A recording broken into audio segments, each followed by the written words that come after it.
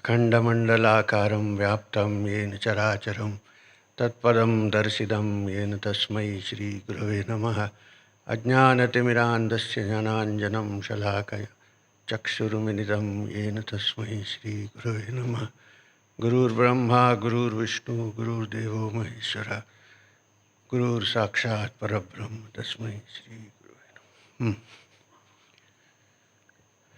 So, அவர் சொல்கிற மாதிரி எனக்கு தமிழ் சொல்ல முடிஞ்சிருந்தால் நல்லா இருந்திருக்கும். ஆனால் அவ்வளோ தமிழ் எனக்கு தெரியாது. வணக்கம், நமஸ்காரம். We will start on our subject today. Today and tomorrow we are going to study the Purushottama Yoga. I am not going to lecture and you are not going to listen and go home. This is a satsanga. So, a satsanga is a joint attempt by a group of people, sangha, to study the truth, sat. So it's a satsanga. Don't consider it as a pravachan or a lecture. It's a satsanga. Please make this clear from the beginning. Today no, but tomorrow at the end of the talk, we have time for a samvada, for a dialogue or discussion. You can ask us, because it's quite possible in 2 days we might have covered some of the questions that you are going to ask. So better to ask tomorrow, whatever is left behind. So the chapter we are dealing with the next 2 days is Purushottama Yoga, 15th chapter of the Bhagavad Gita. I know that many of you are familiar. After Shreyas, this might look like prayers to you, but anyway, the first, even though I know many people are aware of it, it's good to start with understanding in general, before we come to the 15th chapter, of what the Gita is all about, Bhagavad Gita. It's called the Bhagavad Gita, which means the song of the Lord, Bhagavad Gita. Now, why is it called a Gita? So it's something which is not just talked about, something that is sung. Like when they chant the Samaveda, they don't say the Samaveda is chanted. They say Sama Gayanti. The Sama is sung. In the same way, the Bhagavad Gita, apart from the words that you find, which Vyasa has put together, most important thing is the song, the music that you directly hear from the Supreme Being. This is very important, which means I'm requesting that you look between the lines and try to find the essence of what we are trying to study. It's not just words, mere words. Now, the Bhagavad Gita forms part of the Mahabharata. It's part of the Bhishma Parva of the Mahabharata. And the author is supposed to be Vyasa. And for those who study the higher truths, which are given the term Vedanta, the Bhagavad Gita is one of the Prasthanatrayas. There is a curriculum for the study of Vedanta. One, of course, the Upanishads. Two, the Brahma Sutra. And three, but somewhere in the middle, is the Bhagavad Gita. Now the Upanishads, of course, we have talked a lot about the Upanishads. Not so easy to grasp, but can be grasped perhaps, because the rishis themselves admit Na vidmo na vijanimo yathaetat anushishyat. I myself cannot understand how I can pass it on to you. The Upanishads. Then there is the Brahma Sutra. Let's not even look at it. Because, well, if you want, you're welcome to look at it. Here is a body of literature which starts saying Atato Brahma Jijnasa. Here begins the study of the Brahman. It's not easy to jump straight into the study of the Brahman. Now the Bhagavad Gita occupies a unique place here because in the description of the Bhagavad Gita by Vyasa, he says it is an Upanishad. Not only that, but when the last sloka of every chapter of the Upanishad declares what it is. In every chapter there is one sloka repeated at the end. And that is Iti Srimad Bhagavad Gita Upanishadsu Brahma Vidyayam Yoga Shastre Sri Krishna Arjuna Samvada. So while it's a samvad between Krishna and Arjuna, samvada is not an argument, it's a dialogue between Krishna and Arjuna. Although most of the time you hear Krishna speaking, Arjuna butts in with a few questions and then sits quietly and listens. Now, the last sentence which I read, which I said just now, that this is the Bhagavad Gita. What does it say? Upanishad. So it is the Upanishad. And what does the Upanishad teach? Brahma Vidyayam. Now how does one understand Brahma Vidya? Yoga Shastre. And how is it presented? Krishna Arjuna Samvada. As a dialogue between Krishna and Arjuna. So when you study any chapter of the Gita, keep this in mind that in this study we are in the role of Arjuna. Asking questions, trying to figure out what is this mystery all about? Where are we going? So, and in Vyasa's own words, the Bhagavad Gita, if you cannot study the Upanishads, if you think it's not so easy for me to study the Upanishad, Bhagavad Gita is the essence of the Upanishad. Vyasa says, suppose you consider all the Upanishads. There are a number of Upanishads. Apart from the principal 11 Upanishads, there are many Upanishads. If you consider the Upanishads as cows, Sarvo, all Upanishads, Sarvo Upanishato Gao, Dugdha Gopala Nandana. If Gopala, the little boy Gopala Nandana, is the one who milks these cows, Sudhir Bhokta, the wise enjoy that milk.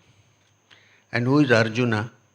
Arjuna is the calf that goes and hits his head on the udder of the cow so that milk flows. Partho Vatsaha, Partha is the calf. Dugdam Gitam Mritam Mahat. And that milk that comes is the great Amrita. Amrita means milk. It also means what is given to us to drink as prasadam when you go to the temple.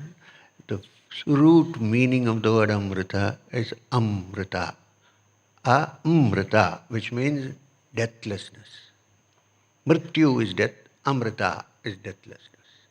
So the whole aim of the Bhagavad Gita is to understand the true reality which is within us. It has a unique approach, which is it approaches this truth in different ways. So you'll see so many chapters of the Gita. There is Bhakti Yoga, there is Dhyana Yoga, there is Jnana Yoga, there is Karma Yoga. So the approaches are varied because all human beings are not the same. Different people have different attitudes, different capacities. So to say that this is the only way, not the Bhagavad Gita. Bhagavad Gita brings about a certain unity of being and an unity in the result of the inquiry, even though the inquiries may be varied in different ways, in different forms, in different routes, in different methods. This is the Bhagavad Gita. So I think it's a very valuable thing which we should, if we are not already studying, begin to study, because we hope that in the end it will take us to the understanding of that Amrita, that which leads at Mrityorma Amritam Gamaya. The old Vedic chant is fulfilled if you carefully study the Bhagavad Gita. But then you have to study the entire Bhagavad Gita. We are only doing one chapter here. So it's very interesting to note. Okay, let's discuss the Gita. Why would one distinguish it as a song of the divine? We know, of course, that Krishna plays the flute. Yesterday I was in Auroville. Pandit Hari Prasad Chaurasi was there playing the flute. Become very old, but he managed. The flute has a unique music which you cannot get in anything else. And music is something that bridges the gap between the material and the non-material. This is we are sitting in the music academy. You see the pictures of all the doyens of Carnatic music, classical music up there. Tyagaraja Swami's only sadhana was his music. So music is kind of a bridge, a gap, the bridge that covers the gap or mends the gap between that which is material and that which is not material. The soul, the Atman.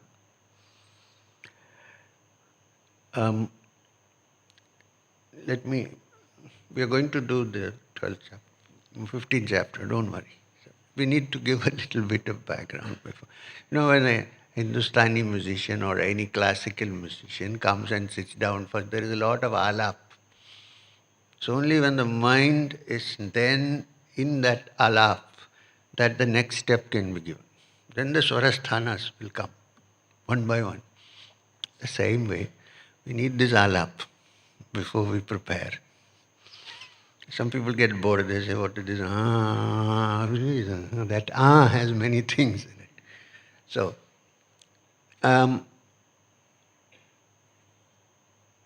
yeah. Do we understand, sometimes do we observe that we all think in a language? I did not realize this till when I was 20 years old. One day, Babaji asked me, in what language do you think? I thought is not a language. What is he asking? Then I realized that we all think in a certain language. We might think in one language and speak in another. That's a different story. But we think in the language in which we were brought up from childhood. Therefore, all thought, when you think, is already there are words there. Think in a language. Now the question asked is there a state of mind or is there thought which does not have a language? Is there a thought which can be thought of or felt without the use of language? There's only one. Music. Music does not need a language. I'm not talking about lyrical music. I'm talking about pure music. When Krishna played the flute in Vrindavan, what language can you say? Oh, he played in in Hindi or Sanskrit. The flute was played, the bansuri was played, and the gopikas became crazy. They forgot who they were, what they were, where they were going. Because there's no words, there's only the music, sound. Now the sound is the Shabda Brahman. It is the sound that takes you from the ordinary to the extraordinary. And when you reach there, then the sound subsides, and there is only what is called Ardhamatra. That the sound that remains when you have rung a bell and you have gone home, but is continuing. Now to reach there, the sound is essential. Therefore, the whole of the Bhagavad Gita, although words have been used to describe certain things, don't forget this aspect, that it's a song of the Lord, and therefore between words and there is something else going on. It's also because it is a dialogue. And a dialogue happens only when the listener and the speaker are tuned to each other. And this, what do you mean by the word tune? Music. How do you tune? When you say tune, it automatically means what? Sound. Music. You don't tune a material object, you tune strings, you tune the mridanga. Sometimes you get people come to play the tabla, mridangam, they're going on. What are they doing? They're tuning it because otherwise the sound won't come properly. So, this is the Bhagavad Gita. It's the sound, the song of the Lord, which while you read, listen to it as if you're there, like Arjuna sitting there and listening.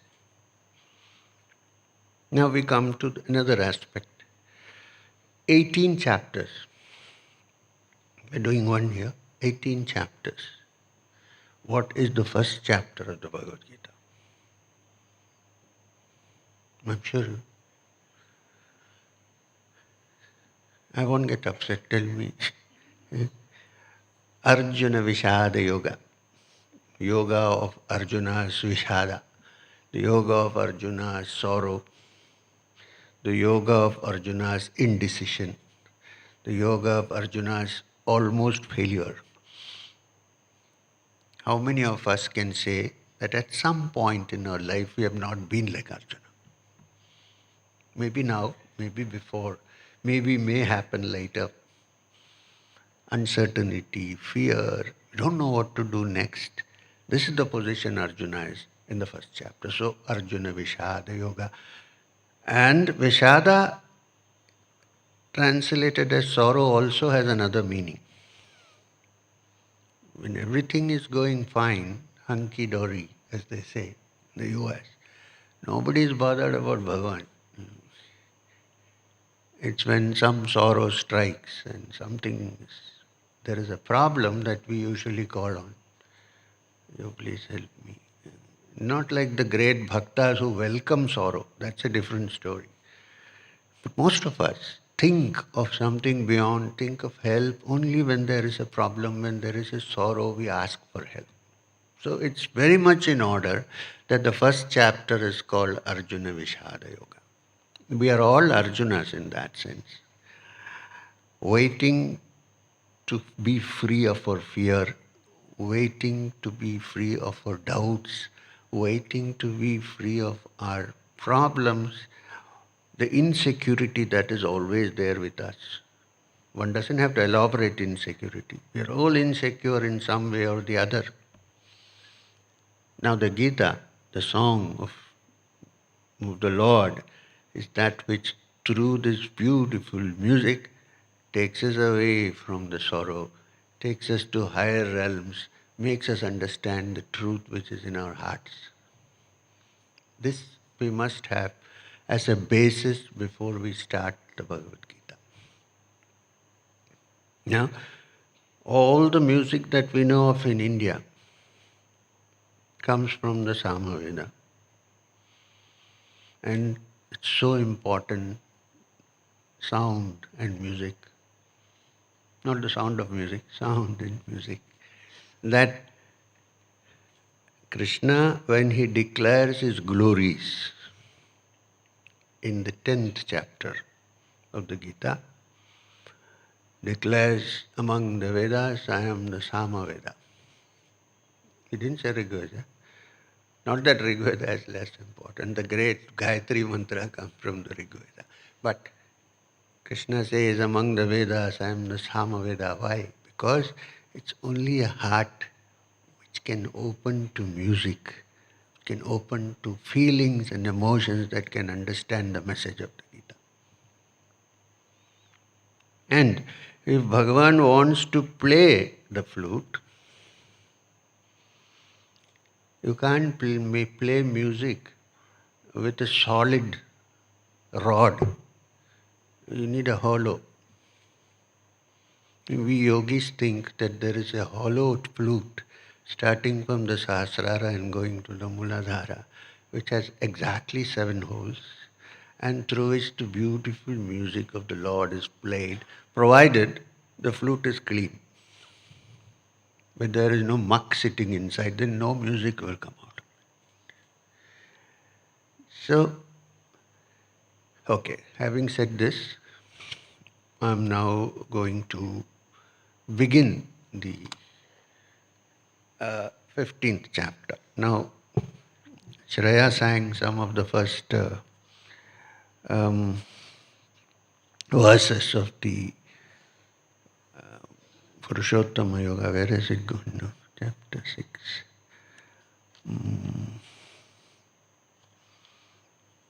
So you must also remember that Purushottama Yoga comes as the 15th chapter. Already in the 12th chapter, Bhakti Yoga has already been described.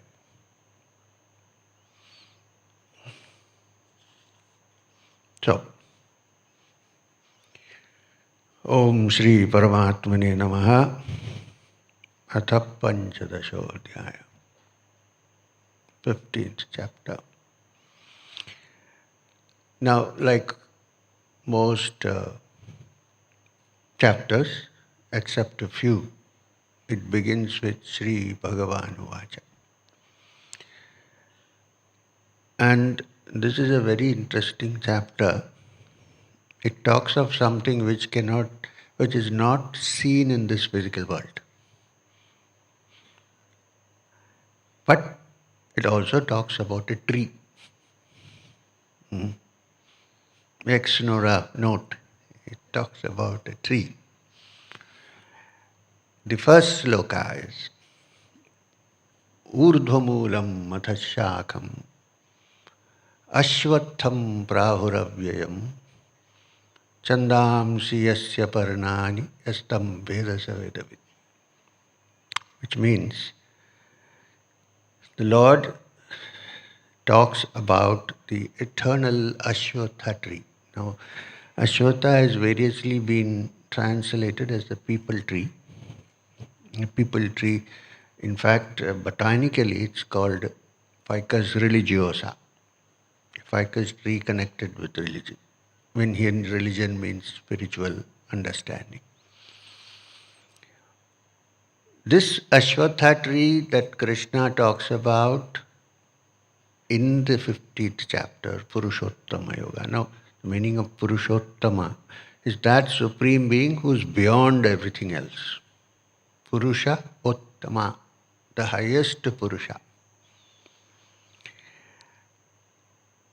Urdhva moolam athasyakham ashwatham prahuravyayam. This Ashwatha tree is a very peculiar tree. Normally, the trees have roots here and the branches up. This tree, the Ashwatha tree described in the 15th chapter, has its roots up above and branches down below. Now, how is this possible? How can something have roots up above and branches down below? Normally, all nutrition has to come from below, from the earth, from the water that we pour. Yes, Krishna talks about a tree whose roots are up above and branches down below. Not only that, in the lower regions, when the branches come and the leaves are there, these leaves, the Paranani, are considered to be Vedic hymns. Yastam Vedasa Vedavit. He who understands these leaves understands the Vedas.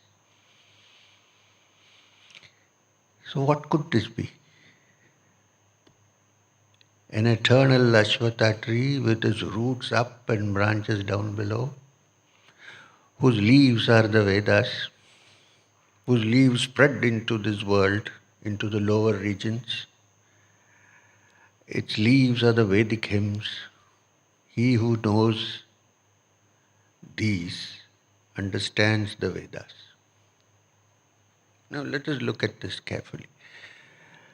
This is a completely upside down, topsy-turvy way of thinking, which is required if anybody needs to move on the spiritual field.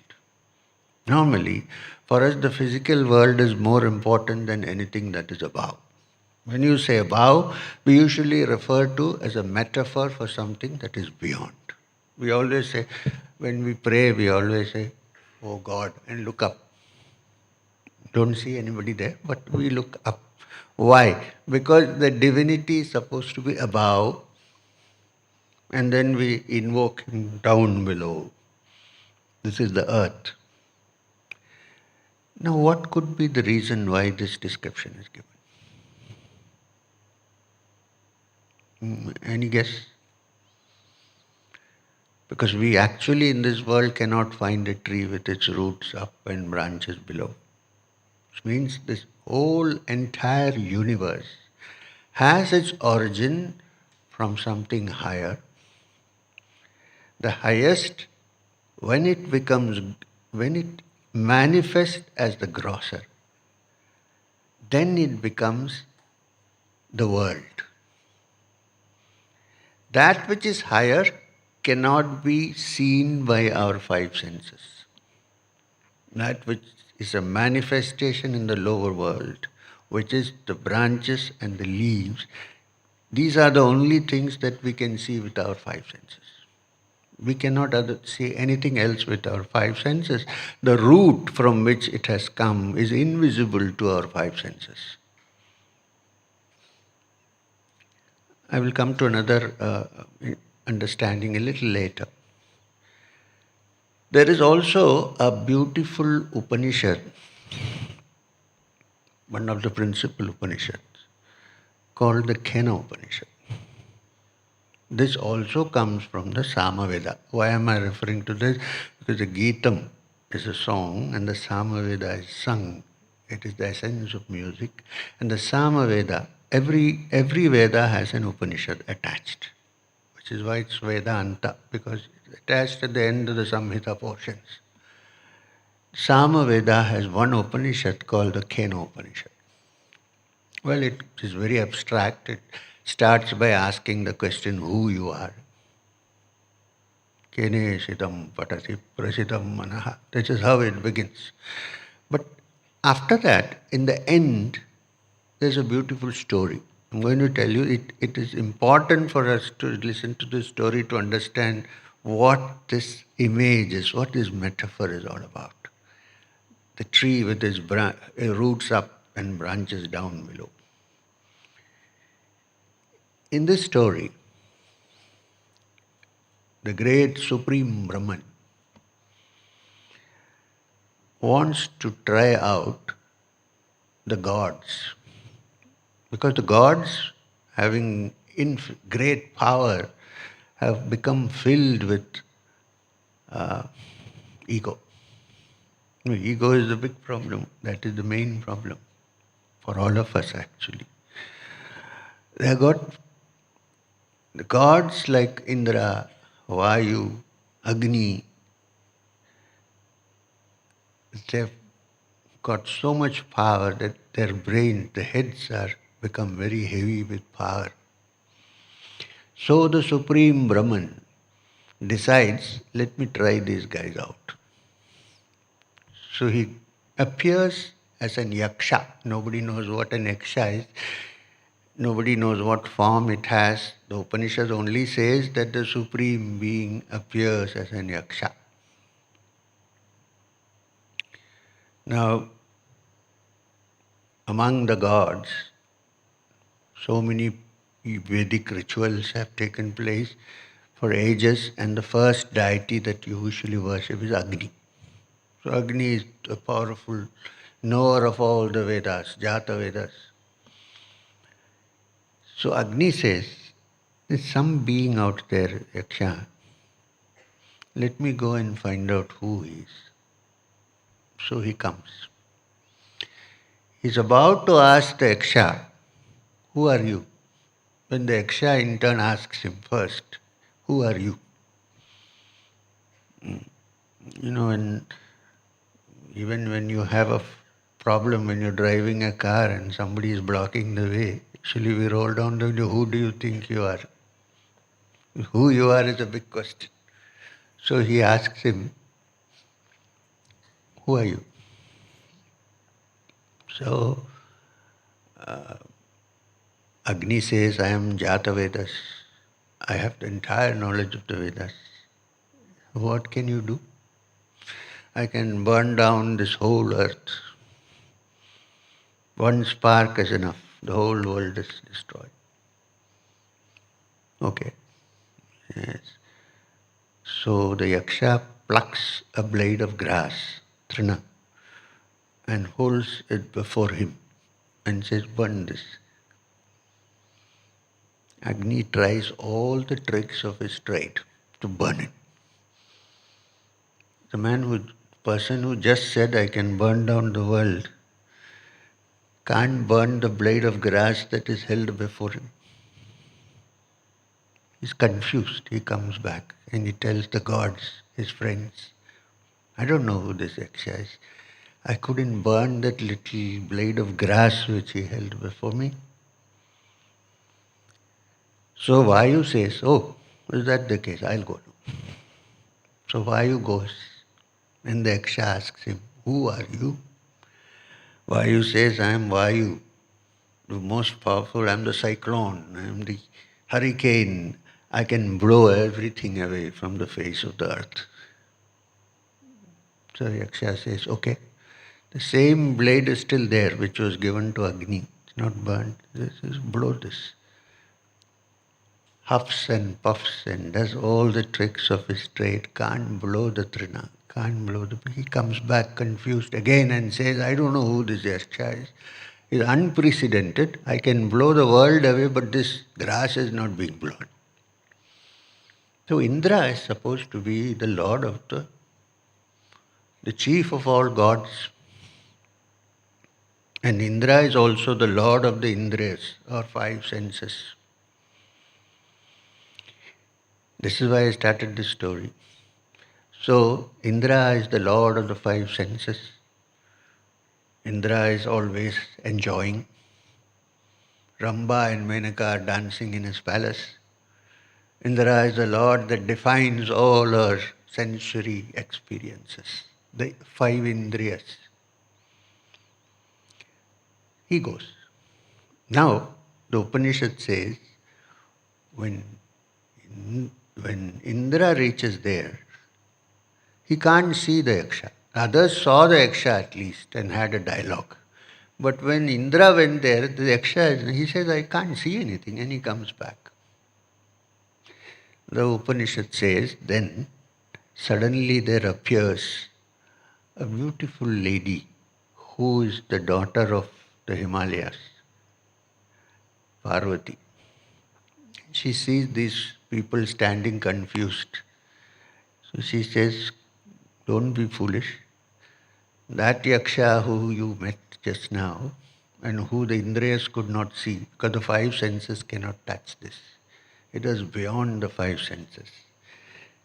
It is because of him that you have all the power that you have. It is he who is the power behind you.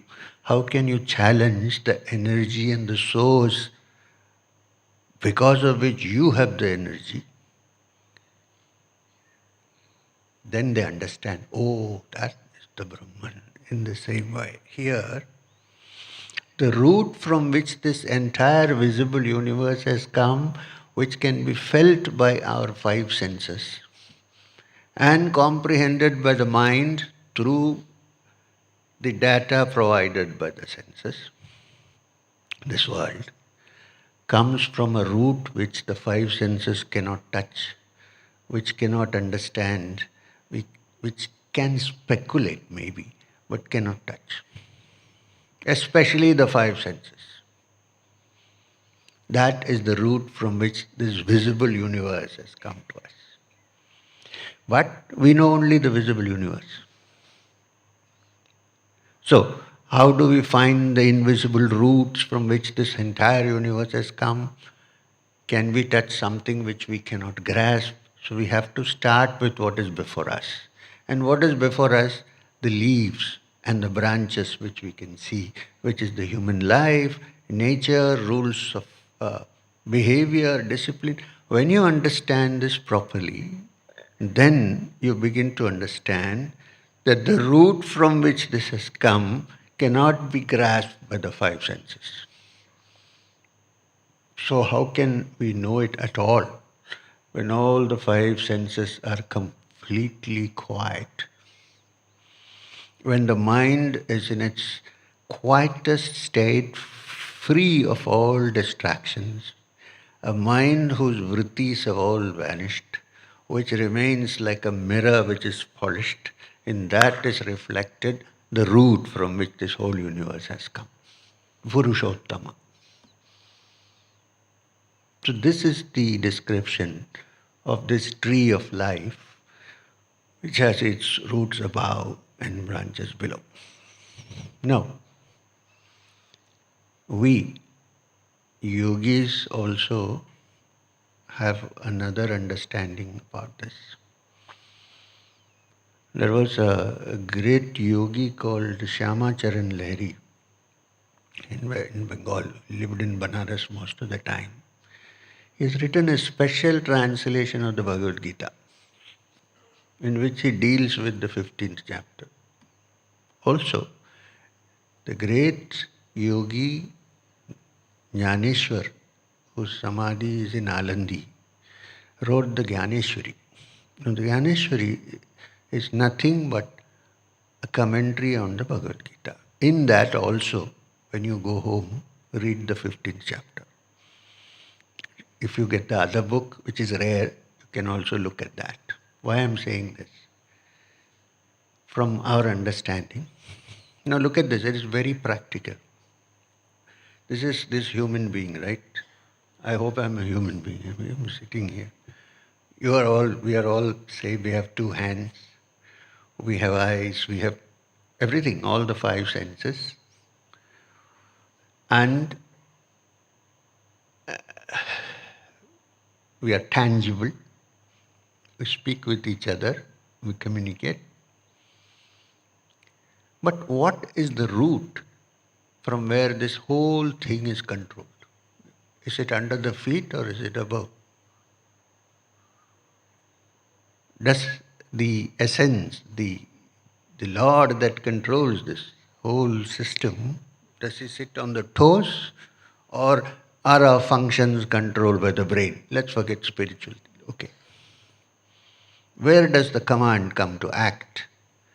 Where does the sensory organs take their data and transfer so that it can be used, modified,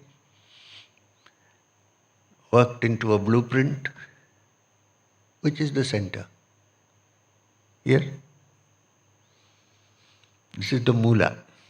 Although in yogic terms we call this muladhara, root foundation.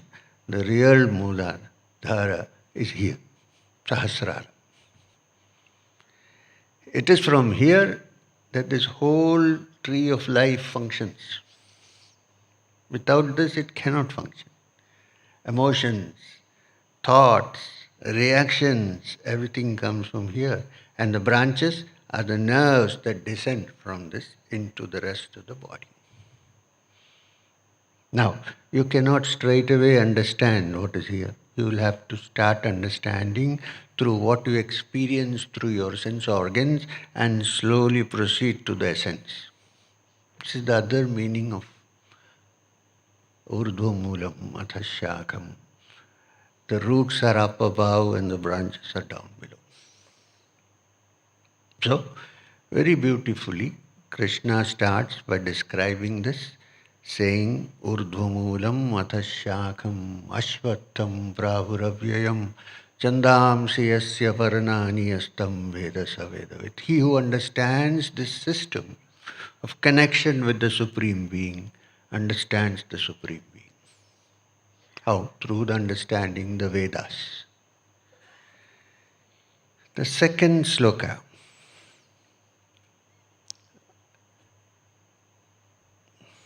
Adashrordhvam prashrtastasya shakha gunapravruddha vishayapravala adascha moolan anusantatani karmanubandhini manushya loke. Which means these, nourished by the gunas and covered with the foliage of sense organs, branches spread into regions high and low, stretching forth on the ground below in the world of men, are its secondary roots, entangling man in the bondage of action. Now this tree of life, with its roots above, grows right into the earth. And here it is nourished by the gunas and covered by, it's a beautiful description, budding foliage of sense objects. Now, Adaschordhvam prasrutastasya shakha gunapravruddha vishayapravala. So, the vishayas which are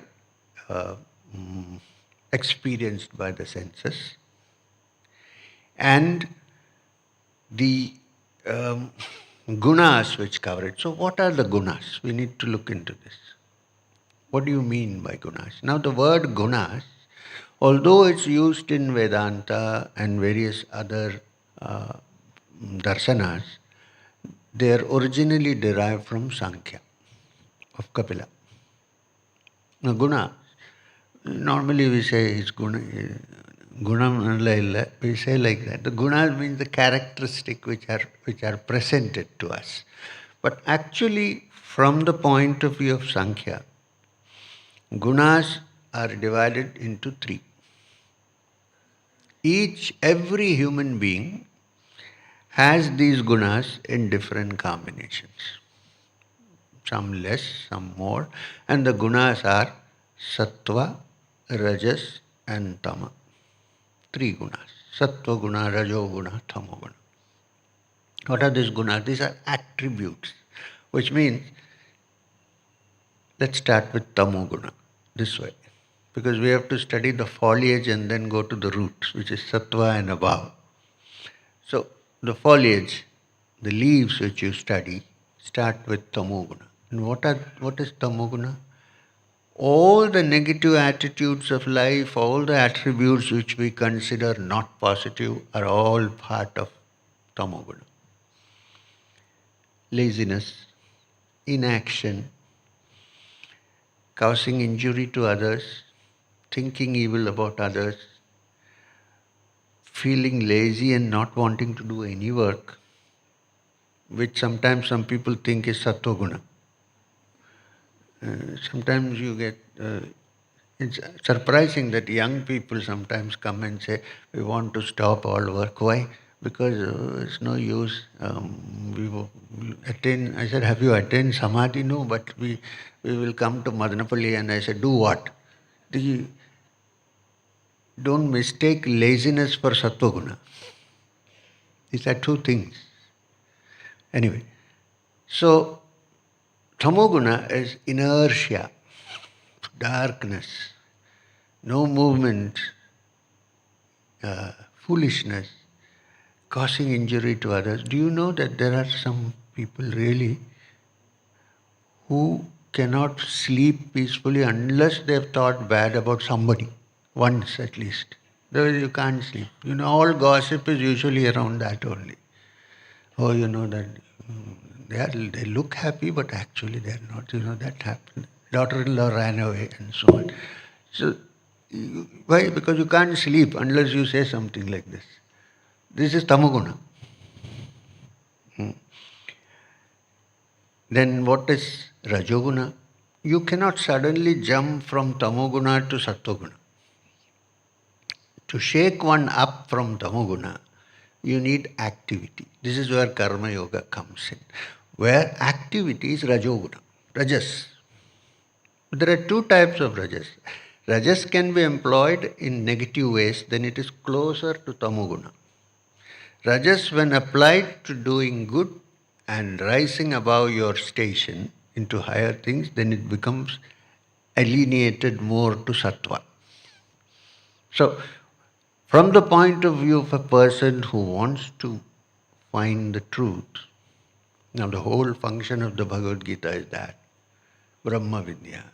One needs to rise from tamoguna through rajoguna into sattva.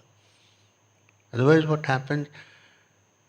If you want to read a beautiful discussion on this, the distinguishing between tamoguna and sattva and not misunderstanding tamoguna to be sattva, you should read this Yoga Sudhakara. There is a beautiful text called the Yoga Sudhakara, which on one hand bridges the gap between yoga and Vedanta, and on the other hand takes up the discussion of the gunas beautifully, where one gets a clear picture of why one may think that one is in sattva but one is actually in tamoguna. So all negative inertia, laziness, causing harm, thinking bad thoughts about all this you can put into that level of tamoguna. How do you come out of that? You can come out of that only by action which is selfless, which is what Karma Yoga is about. The chapter on Karma Yoga, selfless action. And how do you have selfless action? Most of our actions are for the self. Can we at some point at least add a few actions which are not for me but for others? When Swami Vivekananda started the Ramakrishna mission, he said, all of you are not going to meditate 24 hours a day. If you think sleeping after a good meal is meditation, no, it is tamoguna. You are in Shushupti, not in Samadhi. So, therefore, to keep yourself grounded and to improve yourself, do activity which keeps you active and which is for others. So, it's not a self-directed activity, but for others, seva. So he said, do seva to those who are suffering. We call them Daridriya Narayana. He said, this is Narayana in Daridriya form. Worship them. How do you do seva to Daridriya Narayana? Through service. Now what happens? The mind is engaged in activity. Now such selfless activity takes you closer to the sattva. I'm saying because the three gunas are described here.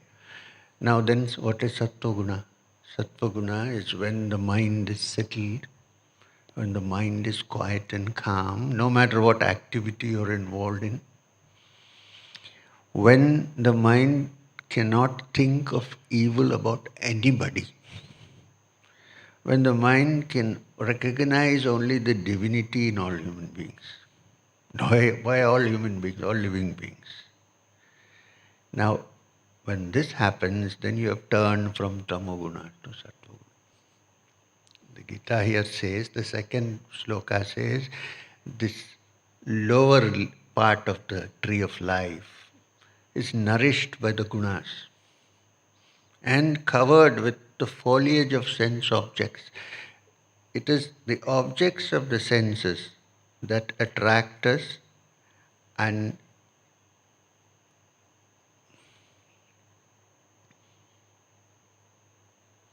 It is the objects of the senses that attract us and take us towards tamoguna. So, is there some way to free yourself from this? How? The first, the realization that we are not able to touch the root because we are always involved in indulging in the sense organs. It's like a foliage that covers our entire life. If we can extract ourselves from this and move towards that guna which is called sattva, then from the branches and the leaves you move towards the root. And what is the root? The root, declares the Upanishads, is completeness, fullness, expansiveness, purna. Purnam adah purnam idam purnat purnam aduchyate purnasya purnamataya purnameva avashishyate. Now to reach there one has to extract oneself first from this world. While still here, you cannot run away. Where will you run away? If you run away to the cave, your mind is with you, right? You don't leave the mind in Chennai and go to Himalayas in the cave. It also follows you. So it's not a question of running away. It's a question of understanding these leaves and branches in such a way that you are able to perceive that the essence is in the root and that we have to reach there. So, therefore, the second sloka, Adaschurdvam prasrtastasya shakha gunapravrdha vishaya pravala adascha mulan anusantatani karma anubandhini manushya loga. It is this which entangle us and tie human beings into this karmic bondage from which you cannot rise. Third, न रूपमस्येह ततोपलभ्यते नान्तो न चाधिर्न च सम्प्रतिष्ठा अश्वत्थमेनं सुविरूढमूलाम् असङ्गशस्त्रेण दृढेन चित्ता. For one involved in this action of life, this tree's roots are not visible because you are caught up in this movement of life. Nobody is saying that the movement has to be stopped. They're saying while you are in this movement, can you look and say, okay, there is a route beyond this. It's not only this. But we are so involved in worldly life that the form of this world tree is not visible to us. Nor do we know its origin, nor do we know its end, nor do we know its foundation. So what do we do? Cutting away the firmly rooted Ashwatha tree with the powerful acts of non-attachment, and saying, I seek refuge in that primeval person from whom this activity has started. One should seek to attain that status, attaining which there is no more return to samsara.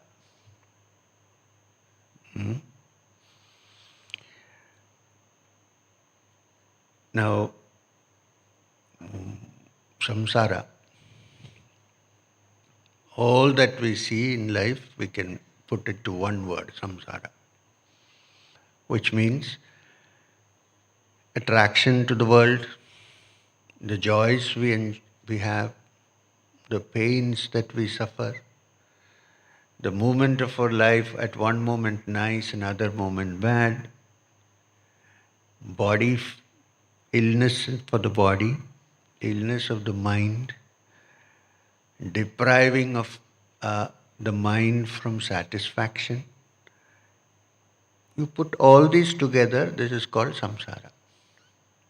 So, since we are involved in this, we don't see that the root is actually up above, and we are still involved in the leaves and in the root, in the branches.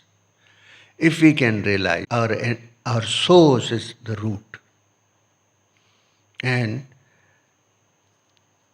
how does one attain that? by understanding that that primeval being, the Purushottama, is the root from which this varied existence has come. And therefore, to be free of this cycle of birth and death, if you want to be free.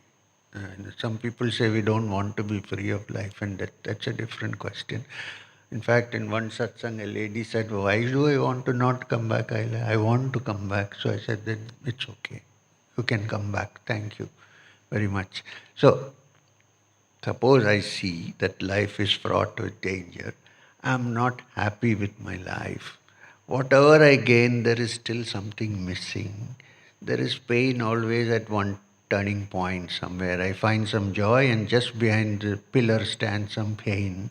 When I see all this clearly, then I have seen the leaves and the branches of the Ashwatha tree clearly. Then I say, I have to cut this off. This is not good for me. I have to find that source, the essence, the root from which this whole thing has come. The Purushottama. Now, as we go through this chapter in the next 2 days, today, tomorrow, you will see that there are different ways described about how to free yourself and find the root. And also that Purushottama actually also resides in each individual's heart and is not to be searched for anywhere else. It's not as difficult as saying I have to give this up and go somewhere. You don't have to go anywhere. That Purushottama in the form of the Jivatma is eminent in every human being's heart. When I say heart, talking about the core of one's being, which is there in Chennai, it is there in India, it is there in Vienna, it is there everywhere. Wherever you go with this Purushottama sitting happily in your heart. But how do we find it? Only when we see that this life is fraught with danger, this is not enough, there's something else which is the root of existence and I have to go back there, then begins the journey. As long as that doesn't happen, the journey doesn't begin, which is why the first chapter of the Bhagavad Gita is called Arjuna Vishada Yoga. It's only when this happens, something hits us properly, that we begin to think that we are still in the leaves and the roots and the branches. We need to find the origin.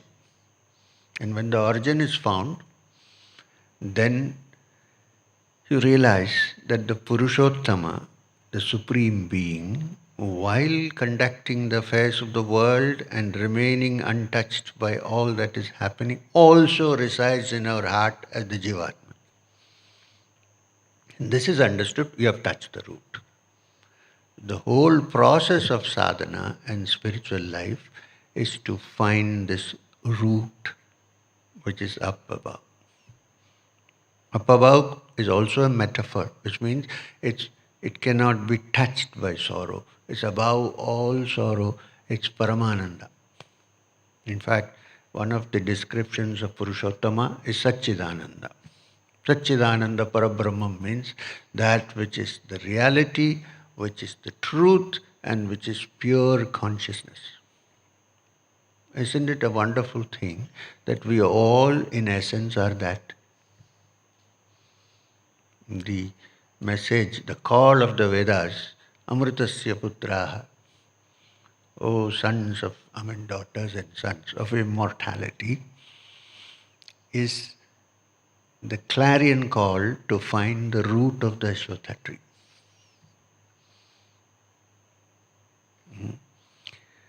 So, now it's 7:05. I'm going to stop for the day. We started at 6, right? 5:06, so it is 7:05. 1 hour is the maximum you can digest the Ashwatha. So, tomorrow I will go a little faster. We needed to have an introduction. Otherwise, there's no point in just going to Urdhvam Moolam Atha Shakham. So, when you go home, please think that the roots are up above, but not when you're driving.